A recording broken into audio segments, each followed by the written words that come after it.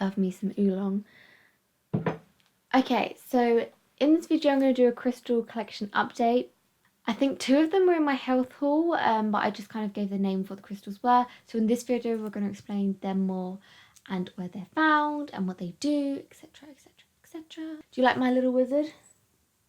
I got him really recently and I just love him. He's just the best. So he's gonna be featuring in today's video. So round of applause for Gaius, which is what I named him. And you BBC Merlin fans out there will know exactly who Gaius is. So I've got some of my old crystals in the background and all my new crystals.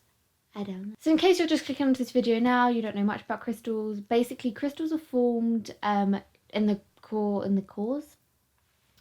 Crystals are formed deep into the Earth's core, where the Earth is very rich in lots of different kind of minerals, and obviously the lava and the pressure and the heat at the Earth's core pushes different minerals together, which creates crystals.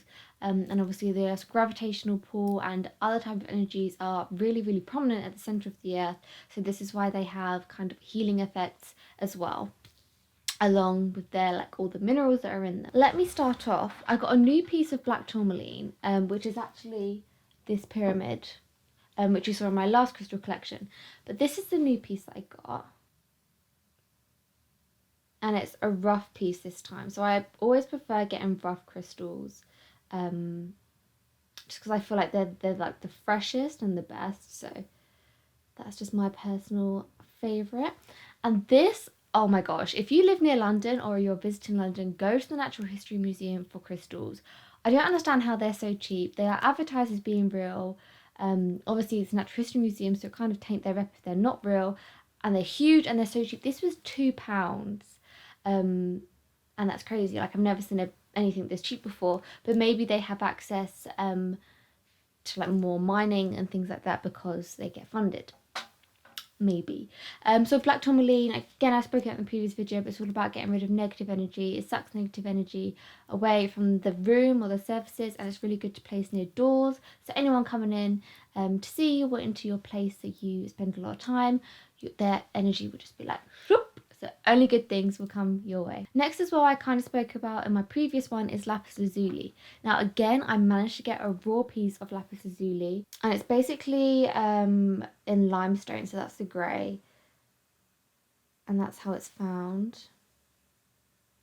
So obviously last time I had the pendant of Lapis Lazuli, and I've got the rough piece, and I also have a bracelet form, so I can wear when I'm not feeling very good. Whenever I've got a migraine, I put this on my migraine side, which is normally this side, and these two are both in my haul as well. But basically Lapis Lazuli is like the whole migraine crystal. It's for the throat chakra, and it's got pyrite in it as well, so it's got quite a lot of masculine energy, but it's very good for the throat chakra, so it's quite intuitive because it's one of those higher chakras, and it's made of limestone. It's got pyrite in it.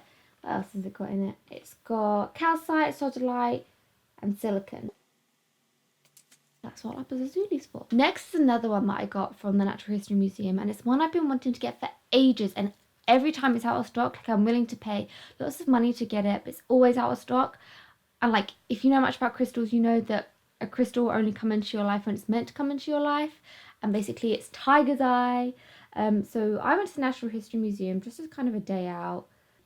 I was meeting my brother in London, and I kind of just wanted some me time at some museums, and I saw this tiger's eye, and I was like, what? And this was £2 as well, and it's a huge piece. But if you know much about crystals, again, like I said, a crystal will only come into your life when it's meant to come into your life. Yeah, so it's the solar, sacral, and root chakra you can put it on, so it's the bottom 3, and it's really spiritual. It's also to do with a Kundalini awakening, which is something I've only realized recently and kind of been working towards. It makes you very creative. It's very good for your confidence. Anything golden as well is meant to be very rich in masculine energy, and obviously this is very golden, along with pyrite. That's got a lot of masculine energy in it as well, and normally masculine energies are very good for manifestation, and like basically golden things will help with manifestation, like pyrite, citrine, but the things that are in red tiger's eye is silicon, oxygen, so it is a type of quartz, which means it does amplify things around it, and it is kind of a balancing, clearing kind of crystal. It's also got asbestos in it as well, which is kind of toxic, so don't put it infused with water or in your bath water. Keep it away from water and foods. And it's also got crocodile-like in it.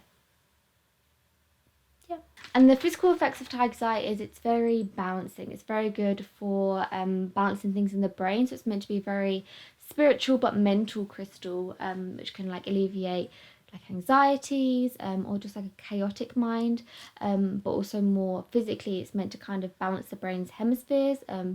So again, I guess that kind of affects your whole body, and that's also why it's part of the root chakra, as like kind of your base. So like if your brain's okay, most other things will be okay, and things like that. But it also does kind of remind me of amethyst, which is this one, which I've spoken about before. And that's quite a balancing crystal as well, but it's more of a higher chakra, whereas the tiger's eye is more of a lower chakra. So it's even more powerful because it's like a very base, yeah, if that makes sense. It's kind of like a hierarchy of needs, if that makes sense. It's like the base of that. Next as well, which is another one you've seen in my health haul, is fuchsite with ruby. And this is a huge, big piece, and you can kind of see the ruby specks in it. So it's all these kind of like brownish bits. Actually, there's a bigger bit of ruby there. And this is like a really nice paperweight bit, and it's humongous. So I'm going to put it right here in the background. Does it look cute? Yeah. And that's actually to do with the third eye and the heart chakra. So again, it's quite a intuitive, psychic kind of crystal because it's the upper chakras. So it's really good for enhancing your awareness. It kind of reminds me of calcite in the sense that it like stops blockages, and it's very good also for heart blockages and circulation and heart issues. So they're the physical things, is mainly the heart, and similar to calcite, relieving blockages, and that's why it's also very a psychic crystal and very good for your mind, because it can kind of help you and your awareness and your mindfulness, just to like find your place in the world and your higher existence, and tune into divine knowledge as well and divine feelings. Next is red jasper, which is another staple kind of crystal, and this is very good for your base, third eye and heart chakra. So this is quite a diverse one, and obviously you can see it's got a lot of iron in it because it's very, very red. This physically is actually very good for fertility. It helps you focus on ideas. Spiritually, it's a very protective crystal and helps you get courage. It's a very healing crystal. If you're like a healer, then red jasper is a good crystal to have around. It's very spiritually healing, and it kind of helps you tune into wisdom, and kind of realize these kind of deep thoughts within yourself, and that kind of links to like the justice side of it as well. It's a very just crystal, I guess similar to the tiger's eye and the amethyst in the kind of balancing sense that whatever's meant to be will be, but kind of more of a righteous side. So it does help with justice and wisdom, so like trying to find the right thoughts and more being objective, and yeah, it's a protective stone, so it will help you. Okay, next is another staple, which is blue kyanite, and this is part of the throat chakra. Oh, it's not focused. And this is part of the throat chakra, which is maybe a bit obvious because it's blue. And another one which is part of the throat chakra, which I've shown you today, is also Lapis Lazuli.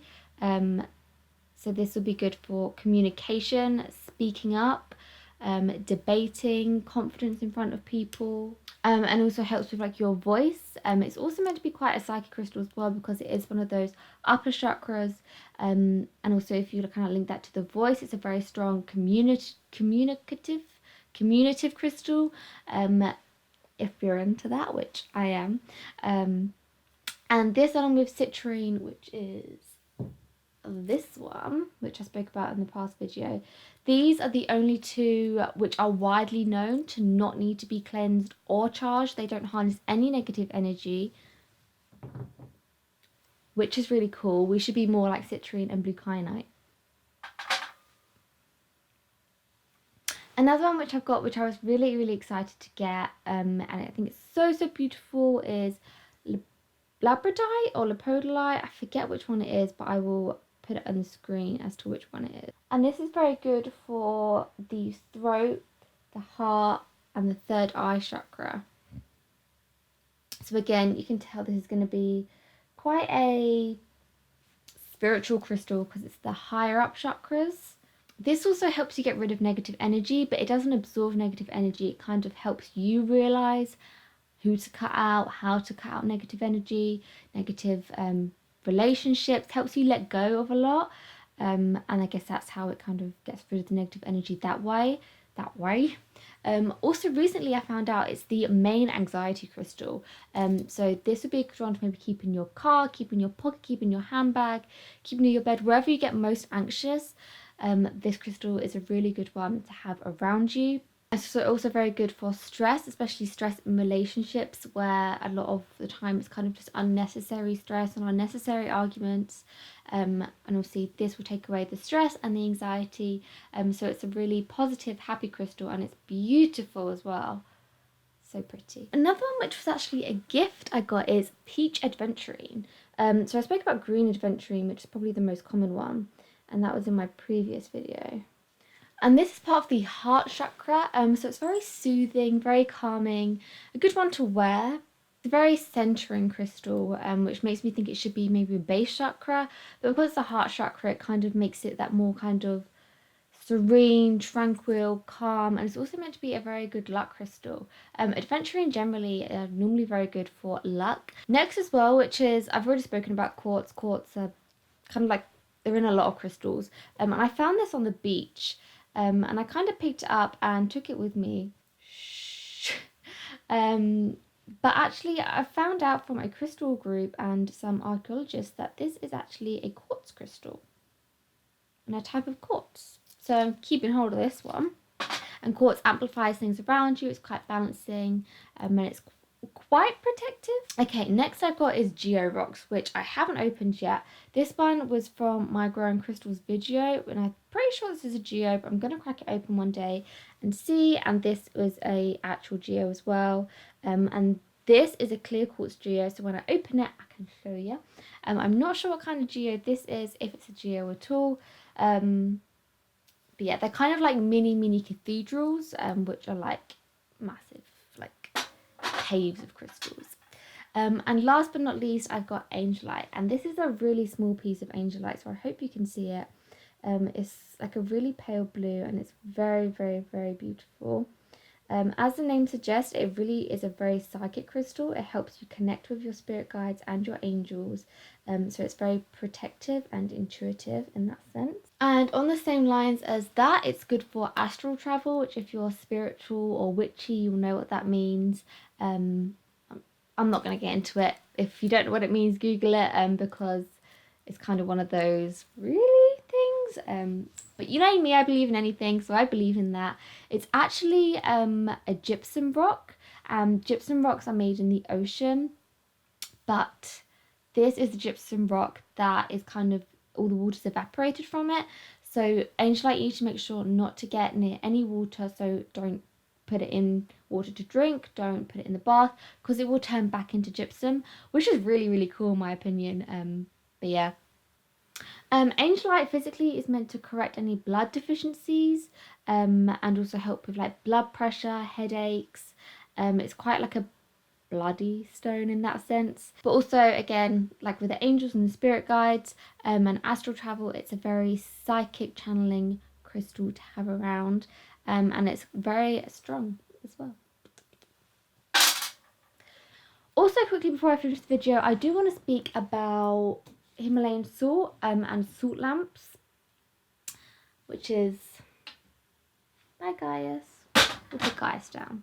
So this is a salt lamp that I've got, and this is actually quite big, especially for the size of my room. If you've seen my feng shui stuff, you'll know that I have a really small room, and this is a massive salt lamp generally, but also for the size of my room, it's huge. And this was only £30 from Amazon. It was a Christmas present, so I don't have the link anymore. But basically they're very good to have around you, especially in a workspace or a bedroom, because they suck in the toxins from the air and the humidity from the air. So both mine and my brother's salt lamps are very like sweaty, so they do sweat and they do kind of get shiny. But my nan's one, she lives and obviously she doesn't live with us, she lives in a different home, and her one is very salty, so you can obviously tell that the house me and my brother live in, it's quite humid, it's got quite a lot of toxins in the air that kind of the salt is absorbing all the time. But in my nan's house, she's kind of got the opposite problem, and that's why it's more salty. But also about salt lamps is they do kind of counteract or block EMF waves, which are really important in the 21st century. Anything technological, anything that has batteries or some electricity does produce EMF waves, which are dangerous to us, and they can be a catalyst for things like cancer and make things like that worse. So we need to protect ourselves from EMF waves. And obviously if you're not into crystals and don't believe in crystals, then you probably will be less likely to use crystals to block EMF waves. But salt lamps are very in right now. They're very beautiful. You can get them very cheaply as well. And how I always test if salt lamps are real is that I lick them. And if they are unbelievably, intolerably salty, then I'm like, yeah, good to go. But yeah, so I just thought that was worth mentioning as well, to keep ourselves that extra bit protected. But also at night time as well, it's very good to keep on because it's got a red glow, which is very warming, and it's not very bright light either. So it's very good to kind of wind down, relax us, ready for bed as well. So yeah, also I'm not buying any more crystals. I have 2 small rooms in my house, and I think the energy of all the crystals starting to become a bit too much. So I'm not going to buy any more crystals. I've got my core ones for my collection to be able to heal myself and others. So unless I really, really see a crystal that speaks to me, or there's something that none of my crystals do, I will not be buying any more crystals until I move into a bigger space, and I can do them more justice and they can help me more as well. But thank you so much for watching. If you enjoyed this, I have many other crystal videos which I'll put in the same playlist and at the end of the video. But thank you again so much for watching. I hope you enjoyed it and you enjoyed Gaius's future. Bye.